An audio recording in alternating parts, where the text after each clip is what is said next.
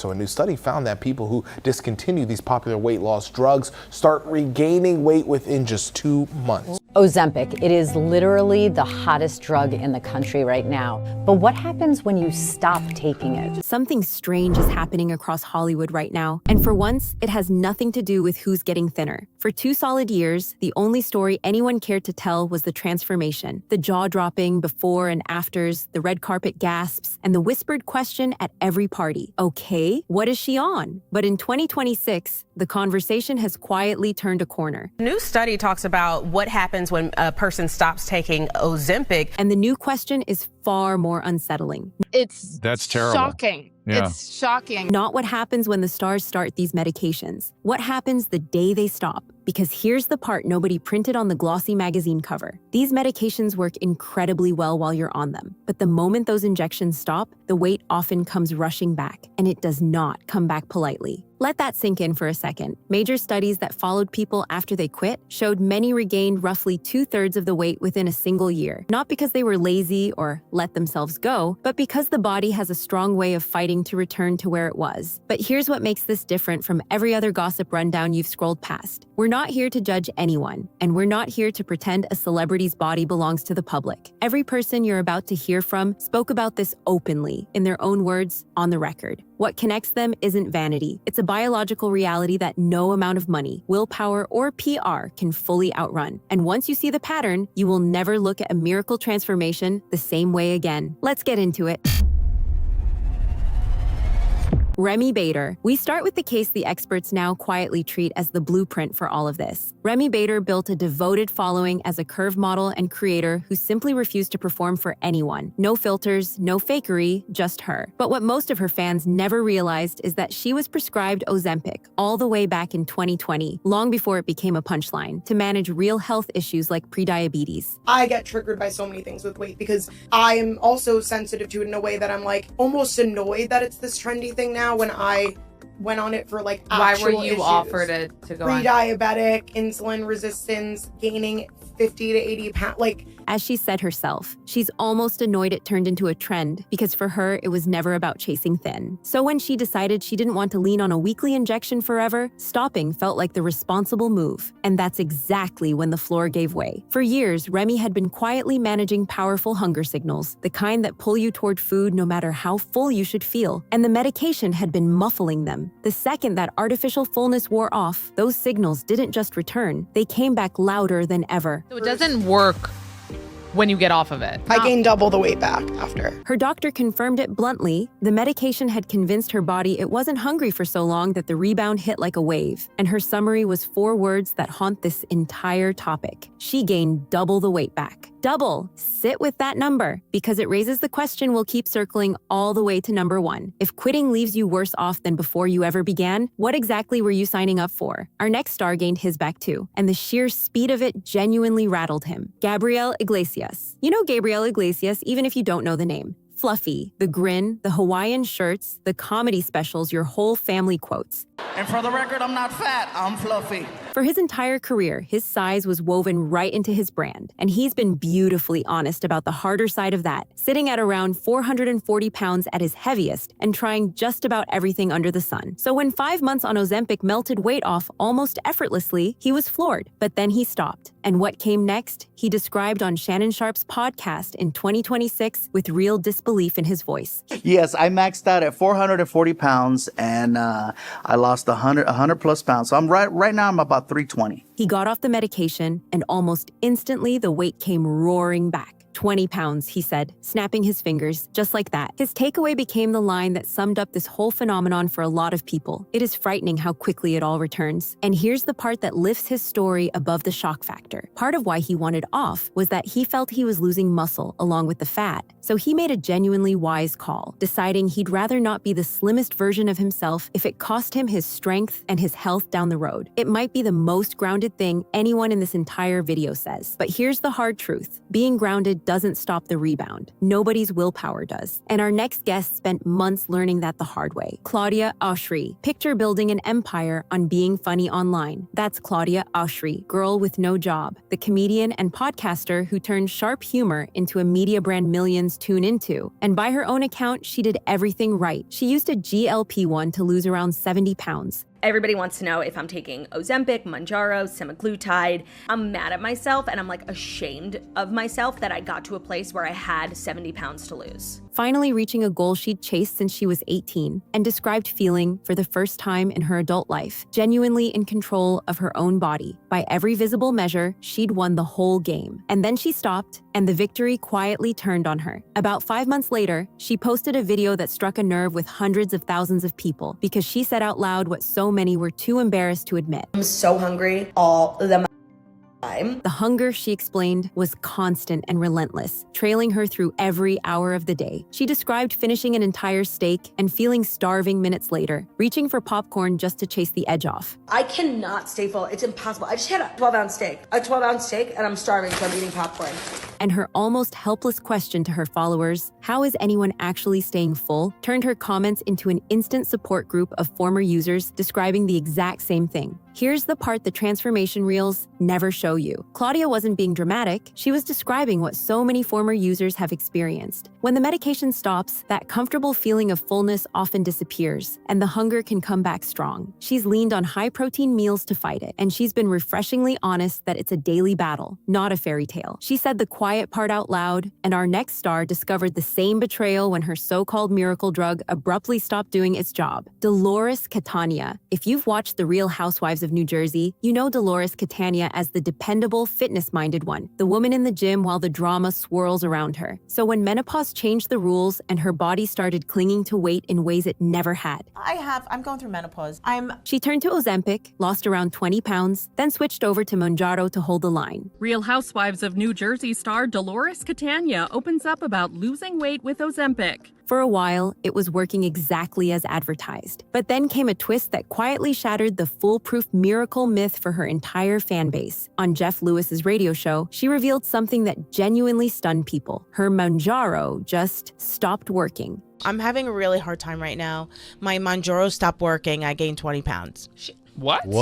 20. The medication that had felt like an ironclad guarantee simply quit delivering. On top of that, she had to come off it completely ahead of a planned medical procedure. And in that stretch without the drug, the weight didn't trickle back. It came rushing in. She regained the full 20 pounds she'd fought to lose. What made her honesty land so hard was how openly she sat with the emotional weight of it, admitting she was having a genuinely rough time, the kind of low that caught her off guard. And in doing so, she taught her audience something most people never see coming. Even the strongest medicine on the market isn't a permanent shield. Bodies adapt. Plateaus arrive uninvited. The needle is not a lifetime contract. But if you think a celebrity's millions can buy a way around all this, our next case is about to prove you very, very wrong. Charles Barkley. Charles Barkley is basketball royalty, a Hall of Famer turned broadcaster whose voice is practically the soundtrack of the NBA, and his battle with weight has played out as publicly as his career. Now, to be precise, his drug wasn't actually Ozempic. It was Mounjaro and later Rebound. But it's the very same family of medication and the very same trap. He shed around 60 pounds, raved on national television about how much lighter his knees and back finally felt, and became one of the most visible success stories in all of sport. And then the supply dried up. During the worst of the national shortages, Barkley, a multimillionaire who can buy essentially anything, suddenly couldn't get his own prescription filled for the better part of a year. He was forced into a break he never asked for. And without the medication keeping his appetite in check, the weight began climbing back. He spoke openly about how disappointed he was not to finish what he'd started. Now really sit with the irony there. If one of the wealthiest, most famous men in America can't reliably get his hands on this medicine, what on earth happens to the everyday person who started it on a coupon and a prayer? Barkley eventually teamed up with a telehealth company just to lock in a steady supply. His story was never about vanity. It's about how fragile this entire system really is. Our next star, though, was fighting a battle that had nothing to do with shortages and everything to do with a craving she couldn't switch off. Rebel Wilson. For years, the world thought it knew Rebel Wilson's secret. The scene stealer from Pitch Perfect and Bridesmaids had wrapped her dramatic 80-pound transformation in a tidy, inspiring bow. Her self-declared year of health, all clean eating and long walks and pure discipline. Actually, here in Hollywood, when I said, okay, I'm going to do this year of health, I feel like I'm really going to physically transform and change my life. It was the feel-good story everyone wanted. It was also, she eventually admitted, not the whole truth. Rebel came clean that she'd quietly used a GLP-1 along the way to help tame her cravings. But the real revelation came when she stepped away from it. Without that chemical buffer dulling the signal, Wilson said she had to face an uncomfortable truth about herself, that the pull towards sweets, towards sugar, was something that never fully switched off inside her, no matter how much she'd accomplished. She didn't crash the way some on this list did, but she had to swallow something humbling. That craving was wired in, and success hadn't rewired it. And honestly, here's what makes her story land differently. Look at where she chose to plant her feet. Instead of chasing an extreme thinness she knew she could never hold without the needle, she made genuine peace with her stronger, sturdier, natural shape, and openly urged younger women to stop torturing themselves trying to look like lingerie models. It might be the healthiest possible answer to a deeply unhealthy trap, but not everyone treats this rebound so seriously. Sometimes the whole thing gets turned into a punchline, as our next entry proved when a beloved comedian made the entire internet laugh. Tracy Morgan. Here's a name that needs no introduction. Tracy Morgan, the unstoppable force from 30 Rock and Saturday Night Live, a man who's turned surviving the impossible into an art form. So when he strolled onto a late-night stage in 2024 and dropped a line about these drugs, the internet practically detonated. With that unmistakable Tracy Morgan grin, he claimed he'd actually learned to out-eat Ozempic, that he'd somehow gained 40 pounds while taking the very drug built to slim him down. Even the host sat there blinking. Now, here's the honest footnote that nearly every reaction video conveniently skipped right over. Morgan later made clear the line was a joke, a bit pure comic exaggeration. He said the medicine actually worked well for him, cracking that it cut his appetite so hard he could only finish half a bag of Doritos. That's my appetite in half. Wow. Well, you look good, Tracy. I only eat half a bag of Doritos. So no, he didn't secretly defeat the drug in some medical miracle. But, and this is exactly why his joke is worth pausing on, buried inside that punchline is something very real. It turns out it's possible to eat your way around these medications. The drug fills you up faster, sure, but if you pack that smaller space with the richest, most calorie-dense food you can find, the math can still quietly turn against you. Tracy spun a real challenge into a national laugh. For our next celebrity, though, there was nothing remotely funny about what she went through. Amy Schumer. Amy Schumer might just be the most quietly important voice in this entire conversation. The blockbuster comedian behind Trainwreck, the woman who built a career on saying the things everyone thinks but won't admit, she did exactly that here. While the rest of Hollywood was busy crediting smaller portions and lots of water, Schumer sat down with Howard Stern and told the unvarnished truth. She tried Ozempic, and it hit her hard with severe nausea right away. I tried Ozempic almost 3 years ago. I was like vomiting, and then you have no energy. She lost about 30 pounds fast and looked, by her own account, fantastic. But she was so wiped out she could barely function or play with her young son, and her verdict cut straight to the bone. She looked amazing and felt awful. So what exactly was the point of any of it? So she walked away, and in doing so, she became an accidental whistleblower for an entire industry built on pretending. Her honesty did something all those flawless transformations never could. It reminded everyone watching that it worked and it was worth it are not the same sentence. The weight she lost was never a clean victory. It came with a price tag she decided she simply wasn't willing to keep paying. Our next celebrity, a true national treasure across the Atlantic, hit that very same wall and walked away for almost exactly the same reason. Stephen Fry. Stephen Fry is, quite simply, one of Britain's most beloved minds. The wit, the warmth, the voice that's narrated entire childhoods. And he was an early adopter here, getting hold of these medications years before the rest of the world caught the fever. At first, he was a true believer. He's described those opening weeks almost like a revelation, amazed that he not only stopped wanting food, he stopped craving alcohol too. He genuinely thought he'd stumbled onto something brilliant. And then the brilliance soured. Fry has said that as the weeks dragged on, he simply felt worse and worse, until the side effects became something he could no longer tolerate. His conclusion was blunt and final. He just couldn't keep doing it, so he stopped. Here's why his case earns its place, even though it's more about quitting than regaining. Fry stands in for an enormous, barely discussed crowd. The people for whom these drugs were never going to be sustainable at all. Not because they lacked grit, but because their bodies flat out refused. Think about it. Every glossy success story quietly assumes you can stay on the medication forever. But a huge number of people simply can't, which means whatever they lost was always always living on borrowed time. Fry walked away with his health and his honesty intact. Our next star wasn't nearly so fortunate because when she stopped, she was left with changes she couldn't undo and a fight she couldn't win in public. Tori Spelling. Tori Spelling has lived under the spotlight since she was practically a child. 90210 royalty, a tabloid fixture for decades. So when her appearance shifted dramatically, there was nowhere on earth to hide it. She's been open about the road she took. Ozempic didn't actually work for her, so she switched to Mounjaro and lost around 40 pounds. I tried Ozempic and it didn't work for me. I didn't lose any weight, so then she switched me to Mounjaro. Dropping toward a weight she hadn't seen since she was a teenager. Then, in early 2024, she stopped. But stopping didn't close the chapter. It cracked open a more painful one. The rapid loss had transformed her face, hollowing it in a way that unleashed a relentless wave of accusations that she'd secretly gone under the knife or loaded up on filler. On her own podcast, she pushed back with raw frustration, insisting she hadn't touched any of it, that this was simply what losing the weight had done to her. She even admitted, somewhere between joking and despairing, that the rumors got so loud, she actually considered changing her face just to make them stop. And that's the cruel little twist of this rebound era that almost nobody names out loud. It isn't only about pounds creeping back. Sometimes it's about being left with changes you never saw coming and can't reverse, and then being publicly branded a liar about the one thing you were honest about. Spelling told the truth and still couldn't win the conversation. Lottie Moss. Lottie Moss carries one of the most famous surnames in fashion: model, influencer, and the younger sister of supermodel Kate Moss, which means she grew up inside an industry where thinness isn't just admired, it's treated like currency. And under that crushing pressure, she made a choice she now begs others never to copy. She got hold of Ozempic outside the proper medical channels, skipping the screening and supervision that's supposed to come with a drug this powerful. Ozempic, I'm not gonna lie to you guys, I definitely tried it. When I tell you it was the worst decision I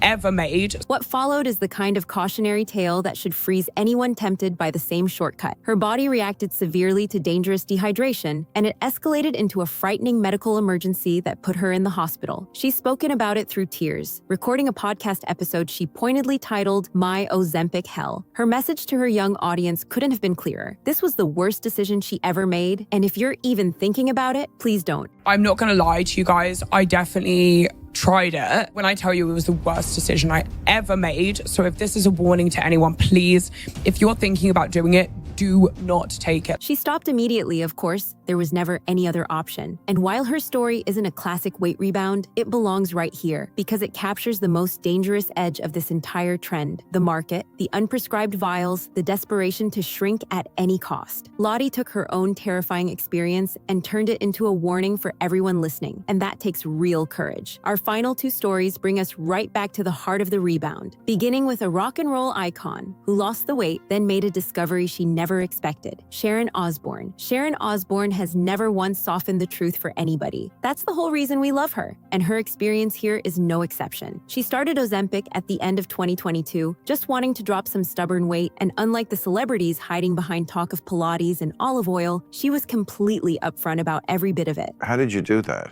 Through that injection. When you have a weight problem and you've tried everything, and then somebody says, take this injection. The problem? The weight kept falling off, and then it simply wouldn't stop. She lost dramatically, eventually dropping below 100 pounds, and grew genuinely alarmed at the face staring back at her in the mirror. So she quit. But here's the cruel reversal that makes her story impossible to forget. Stopping didn't bring her back. She told the press, with real distress in her voice, that she'd become far too thin and simply couldn't put the weight back on no matter what she tried. And her warning, be careful what you wish for, has practically become the slogan for this entire cautionary moment. And she didn't stop at her own story. Sharon issued a fierce plea to keep these drugs miles away from young people, warning how dangerously easy it is to get hooked on losing. I lost nearly 3 stone by taking Ozempic, and it worries me for young people that in the wrong hands it could be quite dangerous. It's a different shape of rebound than the others, not weight crashing back in, but a body that refuses to return to where she wants it. Yet the lesson underneath is identical. These are powerful medicines, not casual accessories, and they don't politely stop the moment you do. Which brings us, at last, to the one woman whose personal experiment may have settled this entire debate for good: Oprah Winfrey. And at number 1, there was only ever going to be one name. For 4 decades, Oprah Winfrey's body was the most talked about body in America. The public diets, the endless yo-yo, the very public shame she carried for the world to see. So when she confirmed she was using a GLP-1, But I realized the very first time I took a GLP-1 was that all these years I thought that thin people, those people. then stepped down from the Weight Watchers board and hosted a primetime special reframing weight as a chronic brain-based condition rather than a failure of willpower. It wasn't just celebrity news. It was a cultural earthquake. But here's why she sits at the very top of this list. Oprah decided to test the science on herself. Around her 70th birthday, she deliberately came off the medication for months, determined to find out whether sheer discipline could hold the line on its own. And she didn't do it halfway. She hiked, she trained for up to 2 hours a day, with every advantage on the planet at her fingertips. It didn't matter. The weight returned fast, around 20 pounds. And Oprah, to her enormous credit, refused to hide it. She surrendered to the biology and announced that this would be, in her words, a lifetime thing. Then she reframed the whole conversation in a simple way. It's not your fault. So think about what that truly means. If a billionaire training 2 hours a day can't outrun this rebound, then it was never about weakness. Not for her, not for anyone. And that is the most important thing you'll take from this entire video. So what do 13 wildly different lives actually add up to?